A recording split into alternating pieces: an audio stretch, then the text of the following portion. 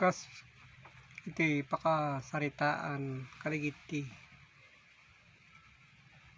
panakaaramid iti sangalubungan. Isu kas kinuna iti Diyos taiso may nga espiritu ket nagtignay iti so amin a banbanag. Inaramid na iti so amin langit ken daga ken tataaw nakas mabasa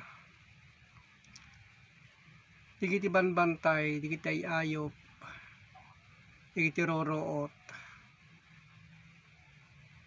ken iso amin a banbanag nga adda ket naglabas digiti aldaw panawin nga iti pakasaritaan iti umuna a tao ni Adan ken ni Eva. Ket tagkuna iti Dios nga adda iti manuyongan nga nagyanan ni Eva ken Adan. Ngem naglabas manen kadigiti aldaw tawen adda a pakasaritaan iti kapututan ni Moses.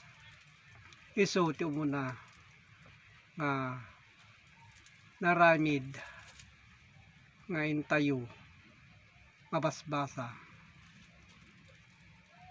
ta iti nakairuaman iti daddo mga kapututan dayta a panawin. Isu kadigiti banbanag laeng a makita gapu kadigiti aramid da agapuanan so dayta.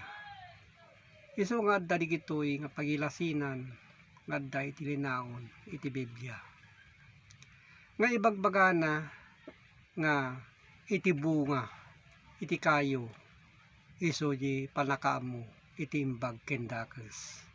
Isu di kita nga bungbunga nga kanen gapu iti sao nga sumrek iti lapayag mapandi panunok ken iti puso di kita ti kayat nga sawen. Isu nga di kita kabsat adu iti naalalilaw may bagbagada nga iti bunga iti mansanas ngem dayta kakabsat awan iti mabasa no diket kadigiti sao.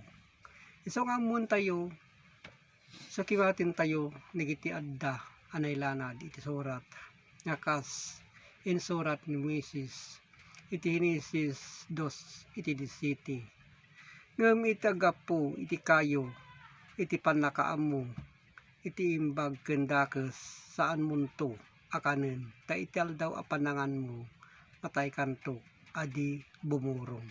Isu dayta a pagsasao ngayon tayo ammon iti kinapudno. Hantay ko mga pag-alilaw kadigiti dadduma nga mga alilaw laeng nga iti nakairuaman da laeng nagiti banbanag a makita. Ngem iti kabsat kas iti mataginayon kas iti taraon isu iti sumrek iti panunot tayo gapu iti panunot nga mapan iti puso nagturong iti Dios. Kas mabasa manen iti Genesis iti 3:3 ngem iti bunga iti kayo nga adda nga iti tinga iti minuyongan so dayta ti bagbagana tinga iti minuyongan adda met laeng iti uneg iti puso tayo ni kita aminyungan iti Dios nga agturong ijay. So dayta nawaya nalawa iti kay papanan na gapu iti panunot tayo so di kita nga kinuna iti Dios di kayto kanen iti oray anya nga dilaket ta matay kanto so di kita kapsat tikas ibagbagana Isu nga amon tayo digitoy may bagbagana iti kinapudno. Tadigitoy isu dadda anay lanad kadagit ti lokot iti pagbasaan. Iti Henesis 3:5 ta iti Diyos ammuna nga iti aldaw a pananganyo iti dayta dagit di tayo nga digitoy nga ibagbagana isu iti panangan dayta nga bunga isu nga ibagbagana matay kanto iti aldaw a panangan isu iti haan nga pagayatan iti Diyos no di kita ket intayo kanen gapo iti bunga gapo iti sao. Takas mabasa iti Isaias 3 iti gis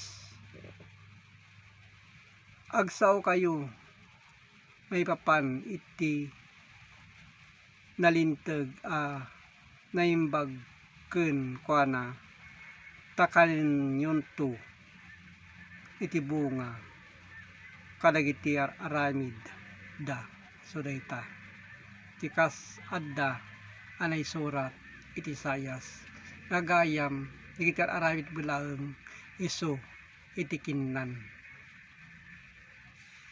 gapo kadagiti sasao nga sumrek iti panunot. Isu nga narigat nga ammoen narigat nga isalaysay nuhan tayo nga dawaten iti Diyos iti nananay a panakaawat. Isu nga dawaten tayo tinananay nga panakaawat tayo tatno maawatan tayo digitoy asasao nga adda anay lanad iti surat iti Biblia. Isu di kita tihan nga nagkikinawatan iti tao gapo iti daytoy tadigitoy a pagilasinan na espirituan nga naggapo iti Dios digitoy nga adda nga pagilasinan saan laeng anayn lubungan tadayta isu iti nakaugalyan iti tunggal tao. Isu nga sakimaten tayo kapsat kinapudno nga adda anay lanad igitoy asasao. Itagyaman ak Diyos Ama nakabalin sa amin. Amen.